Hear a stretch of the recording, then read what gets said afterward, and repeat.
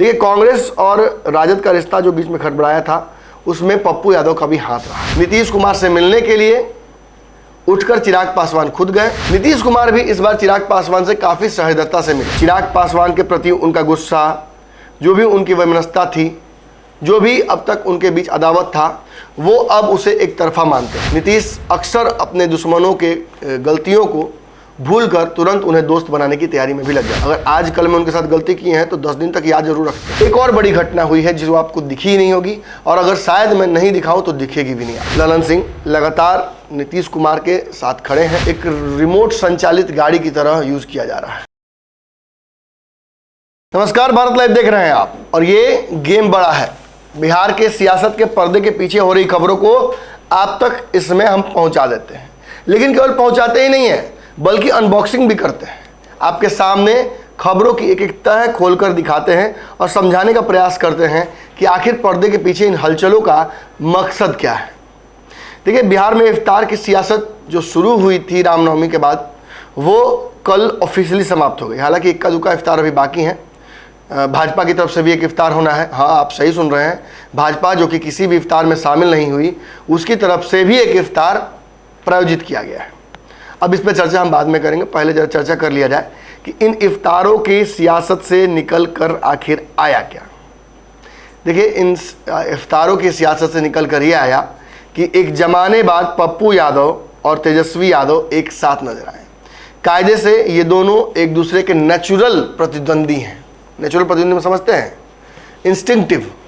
ये दोनों भले ही एक ही जाति समीकरण से आते हों, एक ही राजनीतिक गुरु के पुत्र हों, लेकिन इन दोनों की राजनीतिक स्वभाव बिल्कुल विपरीत है। कैसे? जंगल में हाथी भी होता है, शेर भी होता है। शेर मांसाहारी होता है और हाथी शाकाहारी। लेकिन दोनों का स्वभाव क्या होता है? दोनों स्वभाव से बहुत अग्रेसिव होते हैं। दोनों का खौफ जंगल में होता है। इसी तरीके से पप्पू यादव और कहीं ना कहीं तेजस्वी यादव की कल मुलाकात अपने आप में एक बड़ा प्रश्न चिन्ह भी खड़ा करती है, और आने वाले समय के लिए एक सुगम महागठबंधन के लिए रास्ता भी दिखाती है। देखिए, कांग्रेस और राजद का रिश्ता जो बीच में खड़बड़ाया था उसमें पप्पू यादव का भी हाथ रहा है। पप्पू यादव का प्रभाव कांग्रेस में अपनी पत्नी के माध्यम से भी है, और सीधे राहुल गांधी और सोनिया गांधी के साथ भी उनका प्रभाव रहा है। और महागठबंधन में पप्पू यादव की एंट्री पर अगर किसी ने रोक लगाई हुई थी तो वो तेजस्वी यादव थे। आगे चल के आप महागठबंधन में पप्पू यादव को भी देख सकते हैं, ये लगभग तय हो गया कल। अब आगे बढ़ते हैं। एक और बड़ी बात हुई, जहां नीतीश कुमार के इफ्तार में चिराग पासवान नहीं पहुंचे। दो इफ्तार जदयू द्वारा दिया गया, दोनों में वो नहीं पहुंचे, लेकिन तेजस्वी यादव के इफ्तार में पहुंचने की हामी उन्होंने वक्त से पहले ही भर दी थी। पहुंचे भी, तस्वीरें भी आप देख सकते हैं। इस इफ्तार के दौरान एक खास बात जो पिछले इफ्तार में भी हुई थी वही हुई। नीतीश कुमार से मिलने के लिए उठकर चिराग पासवान खुद गए। नीतीश कुमार भी इस बार चिराग पासवान से काफ़ी सहृदयता से मिले। देखिए, एक बात तो यहाँ समझ लीजिए कि नीतीश कुमार जो भी था, चिराग पासवान के प्रति उनका गुस्सा, जो भी उनकी वैमनस्यता थी, जो भी अब तक उनके बीच अदावत था, वो अब उसे एक तरफा मानते हैं। राजनीति में सबसे कम याददाश्त किसी की है तो वो है नीतीश कुमार की। नीतीश अक्सर अपने दुश्मनों के गलतियों को भूलकर तुरंत उन्हें दोस्त बनाने की तैयारी में भी लग जाते हैं। हालांकि शॉर्ट टर्म मेमोरी बहुत स्ट्रांग है। अगर आज कल में उनके साथ गलती की है तो 10 दिन तक याद जरूर रखते हैं। चिराग पासवान की पुरानी गलतियों को माफ़ ही नहीं बल्कि उन्हें साथ लाने की तैयारी भी ये अब हो चुकी है पूर्णतः। और चिराग पासवान के सामने एक ऑफर रख दिया गया है तेजस्वी द्वारा पुनः कि आप अगर एनडीए में सहज नहीं महसूस कर रहे हैं या लगता है आपको कि भाजपा आपका मिसयूज कर रही है, तो आ जाइए हमारे साथ, एक रास्ता फिर निकालते हैं। ये दो बड़ी घटनाएं कल हुई हैं जो आपको दिखी होंगी। एक और बड़ी घटना हुई है जिसको आपको दिखी ही नहीं होगी, और अगर शायद मैं नहीं दिखाऊं तो दिखेगी भी नहीं आगे चल के। अब आप कहिए कि नहीं, आप इतने बड़े एक जानकार हो गए हैं कि आप ही दिखाएगा तो दिखेगा। समझिए, हमारे भी ट्रैक रिकॉर्ड को जरा जानने की कोशिश कीजिए। मैंने भी वक्त से पहले बिल्ली गले में घंटी बांधने का एक आत्मघाती कदम उठा लिया है इस बिहार की राजनीति में। इस बार फिर एक बिल्ली गले में घंटी बांधकर आपके सामने छोड़ देता हूं। अब इस बिल्ली को पालना पोसना है या पड़ोसी के घर में ढेर से उछाल देना है, ये आप तय कीजिए। बिहार की सियासत में नीतीश कुमार और तेजस्वी यादव के बीच फिलहाल अगर पेच फंसा हुआ है तो वो इसलिए फंसा हुआ है क्योंकि तेजस्वी को लगता है कि नीतीश कुमार को की बात अगर हम नहीं मानेंगे तो नीतीश भाजपा के साथ चले जाएंगे।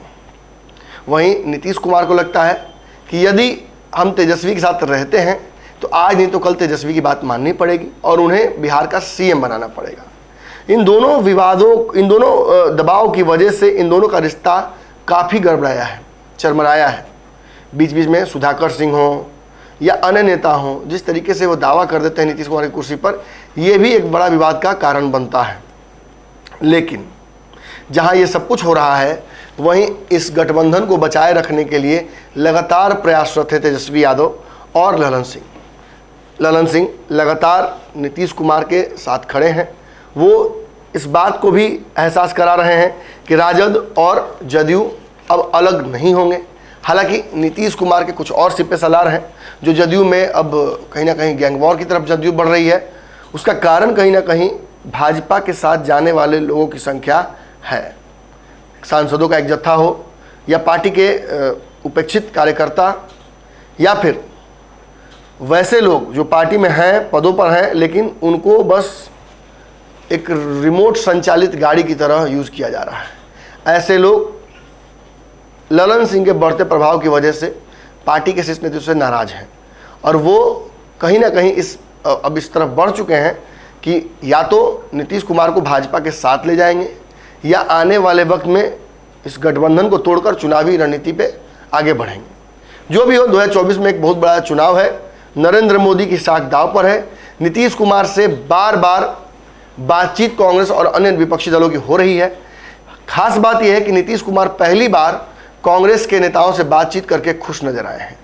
खबर यह भी आ रही है कि कल या परसों तक नीतीश कुमार दिल्ली रवाना हो जाएंगे। नीतीश के दिल्ली रवाना होने से एक बहुत बड़ा उपलब्धि महागठबंधन के लिए ये होने जा रहा है कि नीतीश दिल्ली में बैठकर बिहार का एक बड़ा खांचा बनाने जा रहे हैं। विपक्षी दल खास तौर पर तैयार हो गए हैं। किसके लिए तैयार हुए हैं ये भी जान लीजिए।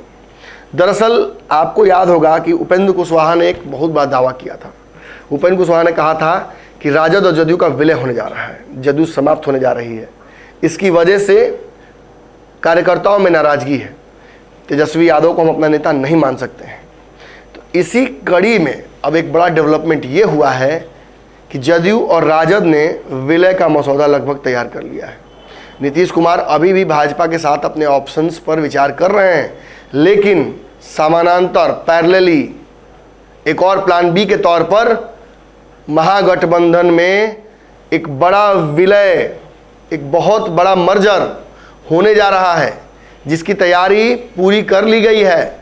इस मर्जर में जहां जदयू और राजद को एक होना है, वहीं कई छोटे दलों को यह ऑप्शन दिया गया है कि वो इस गठबंधन में आ जाएं और राष्ट्रीय कमेटी में अपने बड़े नेताओं को ऐड करके पावर को है डिसेंट्रलाइज करके एक बड़ी पार्टी बिहार में बनाई जाए और उस पार्टी के माध्यम से एक मैसेज राष्ट्रीय पटल पर भेजा जाए कि संपूर्ण विपक्ष एकजुट हो सकता है। कांग्रेस की सबसे बड़ी चिंता नीतीश क्या करेंगे, कहीं नीतीश फिर से भाग जाएंगे, इसका भी हल इस मर्जर से हो जाएगा। तेजस्वी यादव की सबसे बड़ा चिंता नीतीश कहीं भाग मत जाए, इसका भी हल इसी में है। नीतीश कुमार का डर कि कहीं कोई मुझे अपने पद से हटा मत दे, इस सवाल का भी हल। ऐसे कई समस्याएं हैं जिनका हल कल इफ्तार के माध्यम से खोज लिया गया है। और आपको लग रहा होगा कि ठीक है, मैं ये बात कह रहा हूं तो बहुत हल्की बात होगी, लेकिन जान लीजिए कम से कम 1 दर्जन नेताओं से बड़े पदों पर जदयू के मेरी बात हुई है, जो अब ये मानकर चल रहे हैं कि ललन सिंह दोनों पार्टियों के विलय के अलावा किसी और काम को करने में नहीं इंटरेस्ट है।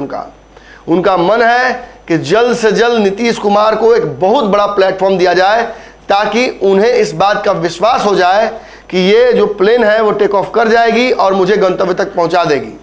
इससे क्या होगा, इससे नीतीश कुमार अपनी कुर्सी छोड़ने के लिए तैयार हो जाएंगे। इससे तेजस्वी यादव का प्रमोशन होगा, इससे तेजस्वी की कुर्सी खाली हो जाएगी और उस पर तथाकथित नेता मटन पार्टी करते हुए नजर आ सकते हैं। चलिए, ये तो रहा, हम पूरा थोड़े ये बता देंगे, अब पंचनामा का इंतजार करना पड़ेगा, ढेर उसमें भी तव छिलना है प्याज की तरह। तो ये तो यहाँ का कहानी हुआ। अब इस कहानी का दूसरा भाग, भाई लड़की लड़का राजी तो मतलब एगो कोई ना कोई तो विवाह रोकने वाला होना चाहिए ना। विघ्न कौन डालेगा? तो फिल्म कैसे बनेगा? तब तक सिंपल लव स्टोरी, लड़का लड़की मिला, शादी किया, ब्याह किया, घर चला गया।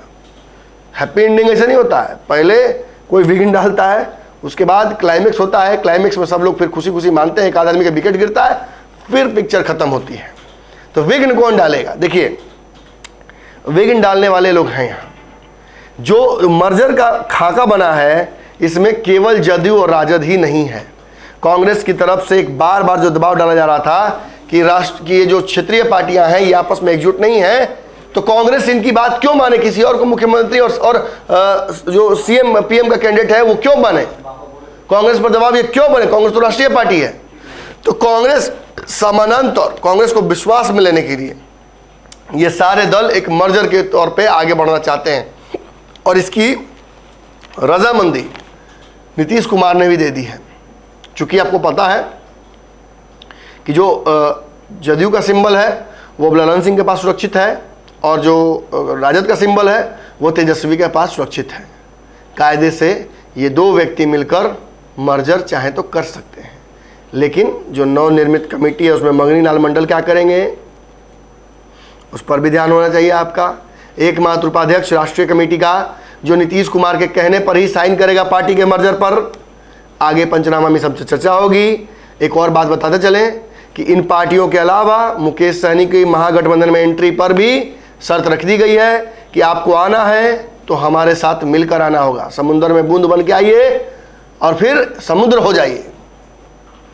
आधे दिनों 4 दिनों से मैं क्या कह रहा हूँ, मौलिकता, व्यापकता में मौलिकता समाप्त हो जाती है। व्यापक हो जाते हैं लेकिन मौलिकता तो समाप्त हो जाती है। फिलहाल नीतीश कुमार और चिराग और तेजस्वी दोनों के अगर इफ्तार में नहीं पहुंचे हैं मुकेश सहनी, तक क्यों नहीं पहुंचे हैं इसका जवाब आप खुद ढूंढिए। दूसरी बात, मांझी जी ने काम बिगाड़ दिया है। मांझी जी ऑफिशियली ना बोल चुके हैं इस मर्जर के लिए, यानी हम एक इंडिपेंडेंट पार्टी के तौर पर काम करती रहेगी, वो महागठ में साथ रहेगी, लेकिन जदयू राजद में मर्ज नहीं करने जा रही है। और ये कैसे कह रहे हैं आप? तो भाई साहब ये बात जान लीजिए कि 2-3 दिन पहले मांझी जी की राष्ट्रीय कमेटी की बैठक हुई थी, जिसमें मर्जर को लेकर चर्चा हो गई। एकाएक किसने कह दिया कि हम मर्ज क्यों करें? अब आग ही नहीं लगी तो धुआं काहे उठ रहा है भाई? और अगर मर्जर की बात सामने आई और इस पर मांझी ने और बाकी लोगों ने प्रस्तावित किया कि हम कहीं मर्ज नहीं करने जा रहे हैं, हम जिसके साथ रहेंगे अपनी आइडियोलॉजी और अपनी आइडेंटिटी बना कर रखेंगे। अब कल मुलाकात होगी या हो सकता है शाम में पंचनामा में बैठूं। ये जो छोड़ कर जा रहा हूँ आधी बात आधे जगह पर, इसको जगह पर पहुँचाने की जिम्मेदारी भी मेरी ही रही। लेकिन तब तक थोड़ा सा नहीं होता है कि एक्स्ट्रा करिकुलर एक्टिविटी, जो चैप्टर के बाद 2-4 को सवाल होता है, पजल होता है, उसको आप लोग दिन भर सॉल्व कीजिए। उसका हम आते हैं और कड़ियाँ मिलाकर एक एक बूंद जो डॉट होता है ना, उसको मिला के चेक किया जाएगा कि कितना बात मेरा सही, कितना बात आपका सही, वेरीफाई कीजिए। धन्यवाद। अगर ये वीडियो पसंद आई और वह बिहार के राजनीति और बिहारियत से सरोकार रखेनी तो सब्सक्राइब बटन दबा के चैनल के सब्सक्राइब कर ली। ओजे एगो घंटी बा, ओकरा बटन दबा देला से कुल सटीक और मारक खबर रुआ मुफ्त में मिल जाई। अगर रुआ पत्रकारिता के हमनी के नया प्रयोग में सहयोग कर चाहतानी तो ज्वाइन बटन दबा दी। पेटीएम नंबर नोट कर ली 9386816700।